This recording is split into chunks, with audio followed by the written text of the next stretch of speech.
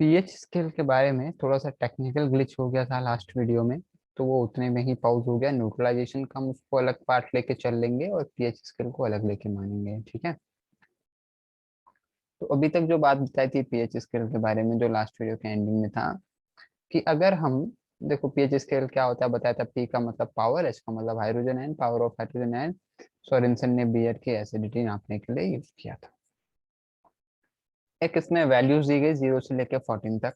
7 को mid term कहा, जिसको बोला न्यूट्रल है। किसी का भी अगर सपोज मेरे पास कोई एक कंपाउंड है, उसका पीएच वैल्यू 7 आया तो मैं बोलूंगा न्यूट्रल है।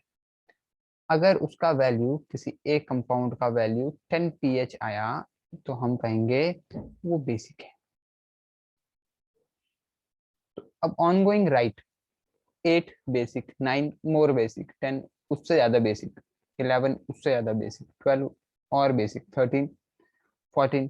तो 14 जिसका वैल्यू आएगा ना पीएच वैल्यू, उसको हम बोलेंगे स्ट्रॉन्ग बेस। 0 जिसका वैल्यू आएगा ये होगा strong acid,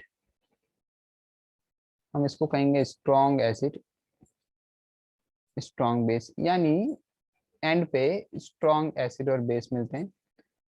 on moving toward 7 ये सारे के सारे न्यूट्रल होने का टेंस रखते हैं।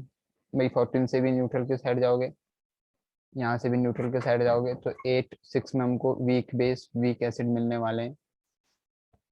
9 पे भी वीक बेस मिलेगा, 5 पे भी वीक एसिड मिलेगा।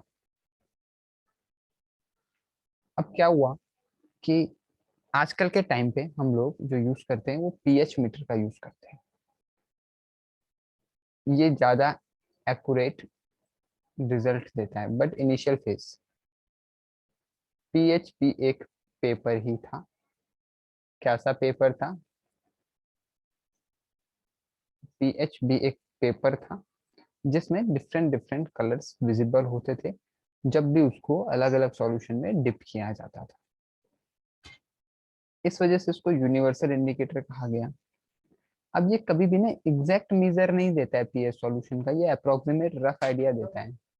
अगर एग्जैक्ट वैल्यू अगर हमें चाहिए तो हम ले सकते हैं पीएच मीटर का यूज कर सकते हैं, जहाँ पे एग्जैक्ट वैल्यू आजकल हमें प्रोवाइड हो जाता है। लेकिन एट इनिशियल फेज वहाँ पे पीएच पेपर था जो कि एक रफ आइडिया देता था। उसमें डिफरेंट डिफरेंट कलर्स प्रेजेंट हो जाते थे। सपोज ये एक पीएच पेपर था हमारे पास, हमने क्या करा, उसको एक एसिडिक वाले में डाल दिया, भाई एसिड सॉल्यूशन में डाल दिया, तो देखा कि डार्क रेड कलर आया है। वहां पे एक dark red red colour present हुआ है, तो डार्क रेड हमने कहा कि बहुत एसिडिक होगा और इसका वैल्यू 0 से 1 के बीच होगा। इसका वैल्यू 0 से 1 के बीच होगा, ठीक है। इसका मैं यहाँ पे कलर चेंज कर देता हूँ ताकि हमें विजिबल हो भाई। ठीक है, अभी विजिबल होगा। 0 1 2 3 4 5 6 7 8 9 10 11 12 13 14। कुछ इस तरीके से पेपर में मार्किंग करी गई। ठीक है, अब इस बात को ध्यान में समझना कि एक पूरा पेपर है, ठीक है।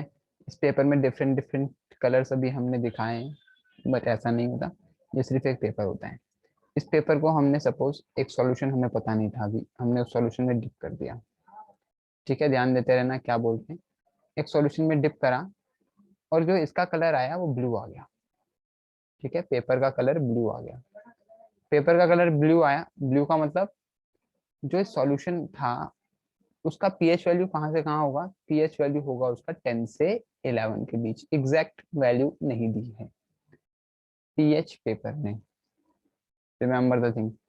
पीएच पेपर ने एग्जैक्ट वैल्यू नहीं दिया, रफ आइडिया दिया है कि इसका पीएच वैल्यू 10 से 11 के बीच होगा। पर्पल आएगा तो 13 से 14 के बीच होगा। सपोज उसमें फिर से हमने एक सॉल्यूशन बी लिया, बी सॉल्यूशन में डिप किया और कलर हमारे पास येलो आ गया। तो वीडियो पॉज करके बताओ कि बी का पीएच वैल्यू कहाँ से कहाँ तक जाएगा। सर 4 से 5 तक होगा। देखो एग्जैक्ट आइडिया नहीं मिला है, इन बिटवीन आइडिया मिला है, तो रेंज में यहाँ पर आइडिया मिल रहा था। तो कहने का मतलब है कि अगर रेड कलर आया तो हम कह रहे थे भाई ये बहुत ही स्ट्रॉन्ग एसिड है। येलो कलर आ रहा है तो हम कहेंगे ये वीक एसिड है। ठीक है, yellow colour weak acid, red colour strong acid, green dark green, lime green about neutral, blue colour weak base, purple colour strong base. तो ये कलर स्ट्रिप्स का थ्रो अब बता दिया हम लोगों ने कि हाँ भाई ये ज्यादा स्ट्रॉन्ग एसिडिक है, ये ज्यादा बेसिक है। अब एक चीज हम ध्यान रख रहे हैं यहाँ पे, एक चीज ध्यान देने वाली है कि जैसे जैसे पीएच की वैल्यू डिक्रीज हो रही है, तो 6, 5, 4, 3, 2, 1, एसिडिक कैरेक्टर इंक्रीज हो रहा है। Remember the thing, pH value decrease हो रही है, एसिडिक कैरेक्टर इंक्रीज हो रहा है। बट पीएच वैल्यू इंक्रीज हो रही है तो बेसिक कैरेक्टर इंक्रीज हो रहा है। ठीक है, पीएच वैल्यू इंक्रीज हो रही है तो बेसिक कैरेक्टर भी इंक्रीज हो रहा है। सर ऐसा क्यों हो रहा है भाई? ये माना नहीं गया, इसके पीछे का भी रीजन हम अभी देंगे। बट उससे पहले कुछ कॉमन कंपाउंड्स के बारे में हम जान लेते हैं कि किसका पीएच वैल्यू कितना होता है। अगर हम बात करें HCl, ये अभी विजिबल नहीं होगा, अब विजिबल होगा। अगर हम बात करें HCl, तो HCl की पीएच वैल्यू 0 होती है। गैस्ट्रिक जूस के बारे में अगर हम बात करें, अभी हमने बताया था, इसकी वैल्यू 1.0 से 1.2 तक होती है। लेमन जूस 2.2 से 2.4, vinegar 3, beer 4 to 5, acid rain 5 to 6, milk 6.5, human saliva 6.5 to 7.5। तो ऐसे ही इसका पूरा का पूरा जो हमारे पास कुछ कॉमन सॉल्यूशंस हैं, उनका एक चार्ट स्टडी मटेरियल में अपलोड हो जाएगा। तो वहां से सभी लोग देख लेंगे कि किसका पीएच वैल्यू कितना होता है। As of now, just learn the HCl has 0 and NaOH has 14.0 pH value. House hold ammonia का 12.0 होता है। ठीक है, यूरिन का अगर हम बात करें तो 6.0 होता है। ब्लड की अगर हम बात करें, ह्यूमन ब्लड, ये कुछ कॉमन है, 7.36 टू 7.42 होता है। ठीक है, अगर हम ब्लड की बात करें तो बेकिंग सोडा की अगर हम बात करें तो 8.4 होता है। ये सारी के सारी हमें डिटेल्स मिल जाएंगी। ठीक है, स्टडी मटेरियल में, स्टडी मटेरियल में ये सब हम अपलोड कर देंगे कि कुछ कॉमन सॉल्यूशंस का पीएच वैल्यू कितना होता है। बट अब बात आती है relation between pH value and hydrogen ion concentration, क्योंकि भाई पीएच स्केल तो बना ही पावर ऑफ हाइड्रोजन पे है। पीएच स्केल तो बना ही पावर ऑफ हाइड्रोजन पे है। तो एरोनियस थ्योरी क्या कहती थी, ध्यान देना है अभी यहाँ पे। ठीक है, अब बिल्कुल ध्यान देंगे सारी चीजों पे। एक तो जो हम पीएच वैल्यू कैलकुलेट करते हैं भाई, वो रूम टेम्परेचर पे कैलकुलेट होता है। रूम टेम्परेचर की अगर हम बात करें तो 298 केल्विन, इसको नोट कर लेंगे सभी लोग। जितनी भी पीएच वैल्यू कैलकुलेट होती है 298 केल्विन पे होती है। ठीक है, अगर टेम्परेचर वेरी करेगा तो हो सकता है पीएच वैल्यू भी वेरी करे। कांस्टेंट टेम्परेचर पे होगा जो भी होगा। जितनी भी पीएच वैल्यू ली गई है 298 केल्विन पे ली गई है। आ जाओ, एरेनियस ने क्या बताया था? एरेनियस ने बताया था कि जब एसिड सॉल्यूशन को वाटर में डिसॉल्व करेंगे तो वहां पे H पॉजिटिव आयन रिलीज होगा। ठीक है भाई, वहां पे H पॉजिटिव आयन रिलीज होगा। तो वो ही H पॉजिटिव आयन का रिलेशन यहाँ पे दिखाया गया है। वही H पॉजिटिव आयन का रिलेशन यहाँ पे दिखाया गया है।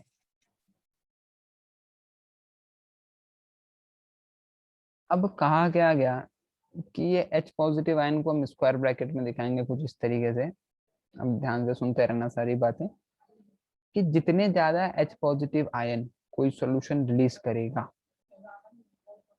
रिमेंबर द थिंग, जितने ज्यादा पॉजिटिव H पॉजिटिव आयन कोई सॉल्यूशन रिलीज करेगा उसका पीएच वैल्यू उतना ही कम होगा।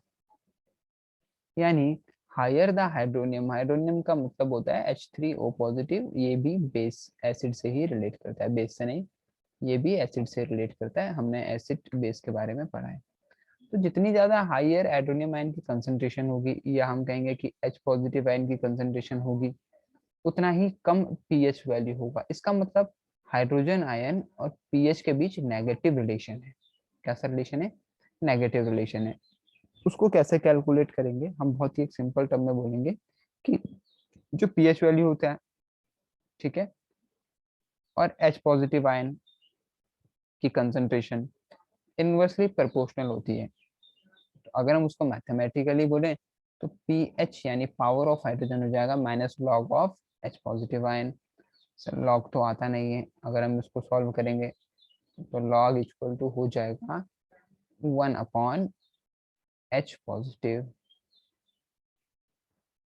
तो क्या देखने को मिला कि नेगेटिव लॉगरिदम है एच पॉजिटिव आयन कंसंट्रेशन का। अब इसको थोड़ा सा देखा जाए, यहाँ पे हम देख सकते हैं ये एच पॉजिटिव आयन की कंसंट्रेशन बताई जा रही है। कंसंट्रेशन का मतलब अमाउंट, कंसंट्रेशन का मतलब अमाउंट। याद करो, concentration of solution and dilution of solution बताया था। ये दोनों के दोनों रिफर करते हैं amount of solute. Amount of solute अगर हम एसिड के बारे में बात करें तो किससे रिफर करेंगे भाई? जितना ज्यादा एच पॉजिटिव आयन रिलीज करेगा उतने ज्यादा ही हम बोलेंगे। ठीक है, आ जाओ आगे बढ़ते हैं। अब हम क्या कहना चाह रहे थे कि एक एग्जांपल लेते हैं। हमने कहा कि कोई एसिड सॉल्यूशन है, कोई एसिड सॉल्यूशन है और उसकी कंसंट्रेशन है हमारे पास 10⁻³ molarity, capital M. Capital M का मतलब होता है मोलैरिटी। ठीक है, ये कंसंट्रेशन हम मेजर करते हैं इसमें। हमने इसमें कहा कि एसिड सॉल्यूशन है, उसका कंसंट्रेशन कितना है? 10⁻³ एम है।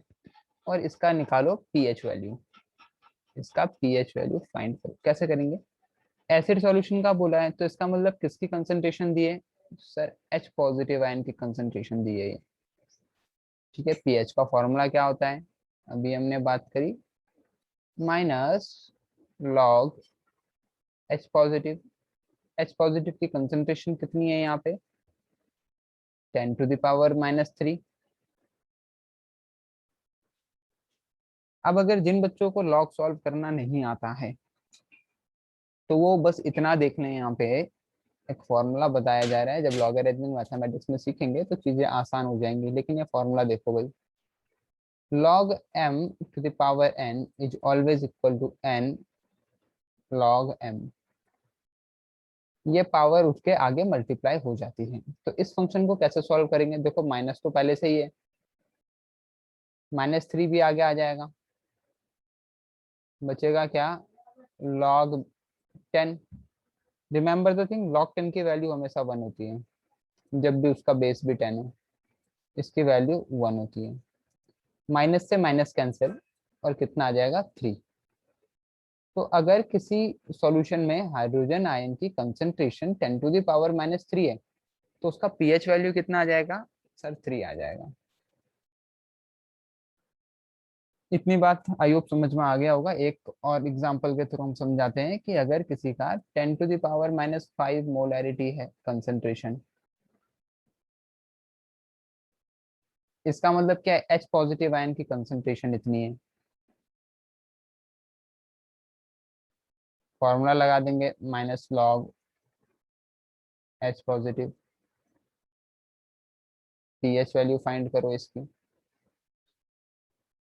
बहुत ही सिंपल है, आंसर 5 आ जाएगा। सभी लोगों को आइडिया हो गया होगा। Minus log 10⁻⁵।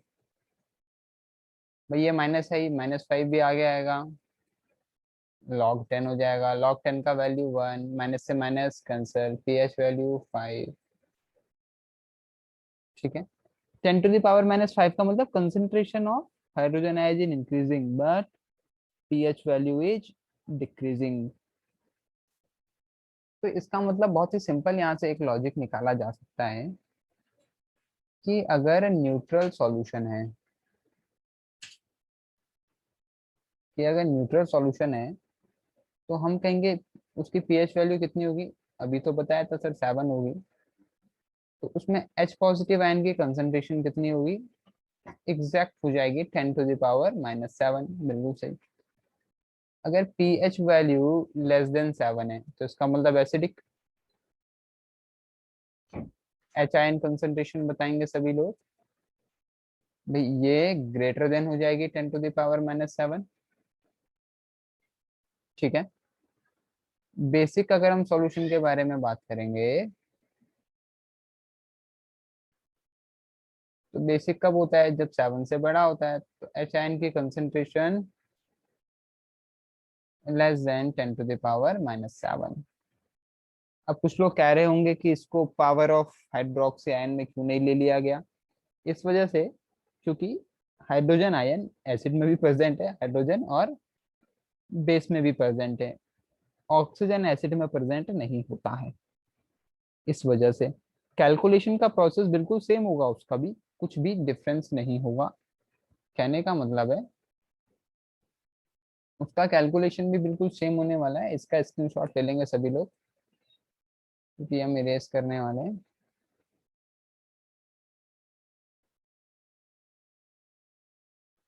पूरा सेम रहने वाला है। ठीक है। कैलकुलेशन कर सकते हैं लेकिन करते नहीं है क्योंकि पावर ऑफ हाइड्रोजन के उसमें ही हमने से कैलकुलेशन किया है, हाइड्रोजन एटम दोनों में प्रेजेंट होता है। ठीक है। चलो उसके लिए अगर हम देखना चाहें पावर ऑफ हाइड्रोक्सी आयन के लिए तो कैसे देखेंगे ये भी देख लेते हैं। टाइप करेंगे POH,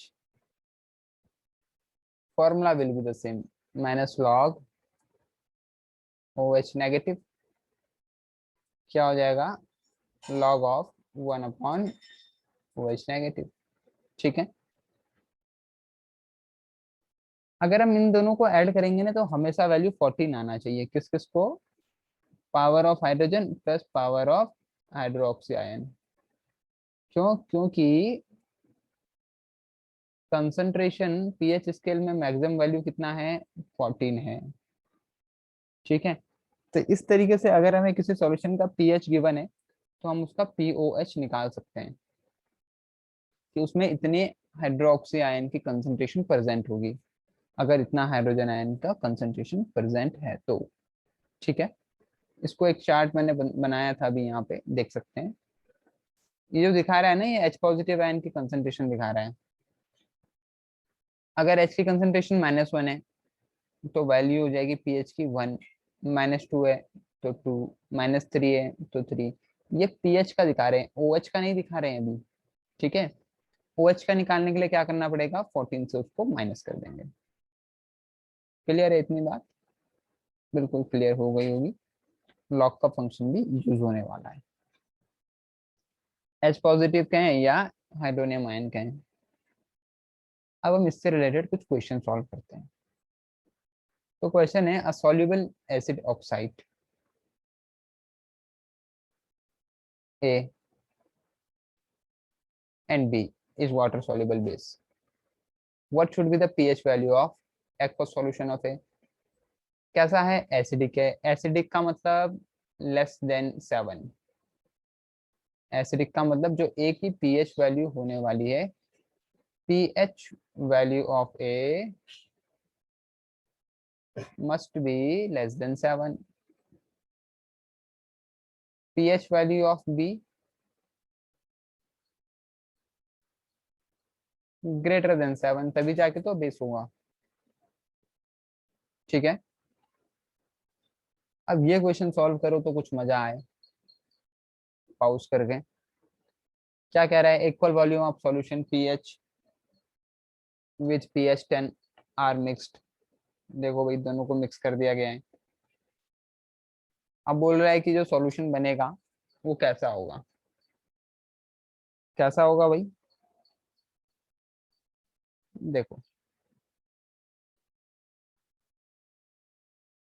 pH गिवन है 4, pH गिवन है 10। pH 4 का मतलब क्या है, अभी हमने कहा था सर pH 4 का मतलब है कि H पॉजिटिव होंगे 10⁻⁻4। ठीक है। तो pH 10 का क्या मतलब है सर, H पॉजिटिव 10⁻⁻10। तो इसका क्या मतलब होगा कि अगर H पॉजिटिव 10⁻⁻10 है तो OH नेगेटिव हो जाएगा 10⁻⁻4m। कैसे?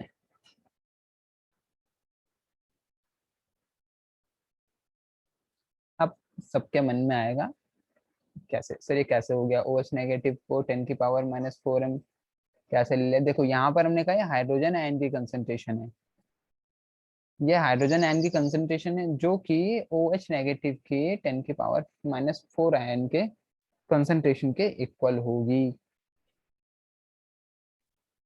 नहीं आया समझ? कोई बात नहीं, इसको अलग रहने देंगे, ये अलग सॉल्यूशन है, ठीक है? मिक्स मत कर देना दोनों को। बी वाले को चेक कर रहे हैं। हमने अभी एक रिलेशन बताया कि सर पीएच प्लस पीओएच हमेशा होता है 14। Very good. पीएच की वैल्यू 10 है, तो पीएच की वैल्यू कितनी हो जाएगी? 14 - 10 विच इज इक्वल टू 4।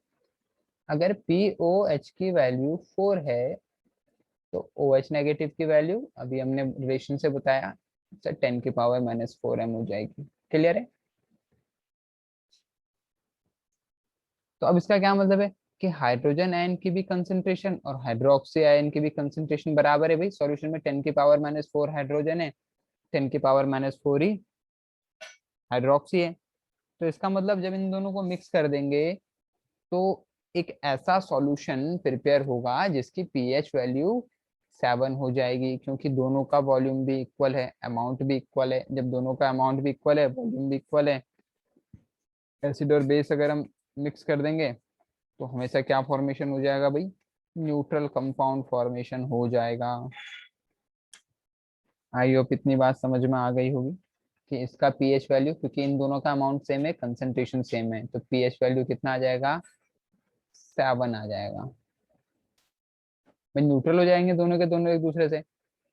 अगर किसी का भी अमाउंट ज्यादा होता तो बेसिक हो जाता, अगर सपोज यहाँ पे इसकी कंसंट्रेशन ज्यादा होती तो बेसिक हो जाता, इसकी कंसंट्रेशन कम होती तो एसिडिक हो जाता।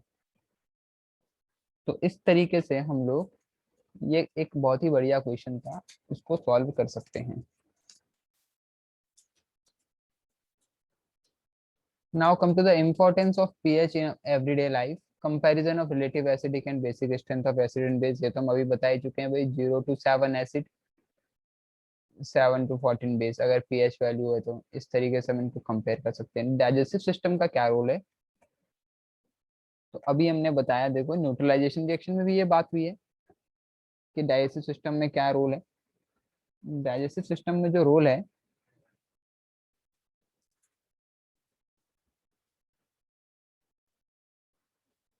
भाई इसमें एचसीएल होता है।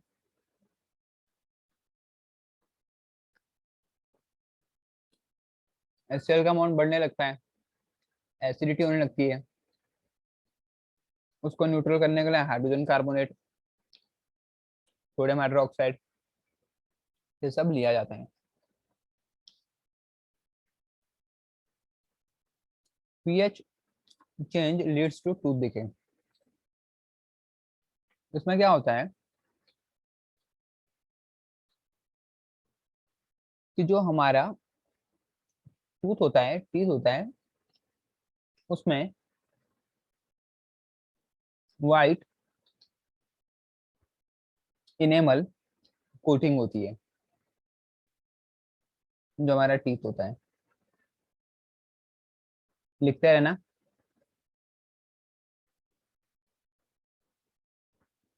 ठीक है,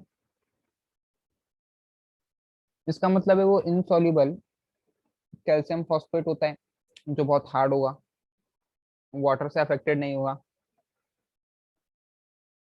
लेकिन होता क्या, धीरे धीरे स्लाइवा प्रेजेंट होता है माउथ में और वो कोरोडेट होता रहता है।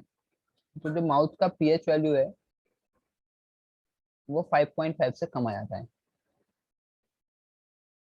अब क्या होगा, जब पीएच वैल्यू कम हो गया ना, तो वाटर का डायरेक्ट एक्सेस होगा रूट के साथ, और वो धीरे धीरे हमारे टीथ को डिके करते रहेंगे। अब होता क्या है, वैसे तो बैक्टीरिया प्रेजेंट होते हैं माउथ में जो कि शुगर से ब्रेक डाउन होके बन जाते हैं, ठीक है। और वो क्या होता है, वो एसिड के फॉर्म में चेंज हो जाते हैं, जैसे लैक्टिक एसिड हो गया उनमें से एक। इसलिए तो कहते हैं कि मीठा मत खाया करो। क्या होता है, वो जो वो एसिड बनता रहता है तो पीएच वैल्यू डिक्रीज होता रहेगा। एसिड कैल्शियम फॉस्फेट के साथ रिएक्ट करेगा और वो कोटिंग को स्लोली ब्रेक करता रहेगा। फिर क्या होगा, इसलिए एडवाइस दिया जाता है भाई कि शुगर फूड को अवॉइड करो, क्योंकि बैक्टीरिया होता है वो एसिड में कन्वर्ट हो जाता है। तो इस वजह से टूथपेस्ट का यूज करते हैं जिनमें बेसिक नेचर होता है। वो क्या करता है, हमारे पीएच वैल्यू, माउथ के पीएच वैल्यू को मेंटेन करता है। सेल्फ डिफेंस में अभी हमने बात करी थी भाई, बीज होते हैं, आंट्स होते हैं, उनमें फॉर्मिक एसिड होता है। हम एडवाइस करते हैं कि सोडियम बाइकार्बोनेट यानी सोप को हम पे क्या करा जाए, रब करा जाए। Soil pH and plant growth, जैसे भाई पोटैटो की अगर हम बात करें, पोटैटोज की बात करें तो वो अपने लिए चाहता है कि उनका सॉइल का जो पीएच है 4.5 टू 6 हो, कैरेट 5.5 टू 6.5 हो, ऑनियन 6.0 से 7.5 हो। तो इस तरीके से जो सॉइल का पीएच होता है वो प्लांट के ग्रोथ पे डिपेंड करता है। अगर इतना पीएच नहीं होगा तो पोटैटो नहीं हो पाएगा। तो ये कुछ इंपॉर्टेंस था पीएच का हमारे डेली लाइफ को लेके। तो पीएच स्केल में बस इतना ही। अपने नेक्स्ट वीडियो में बात करेंगे सॉल्ट्स के बारे में।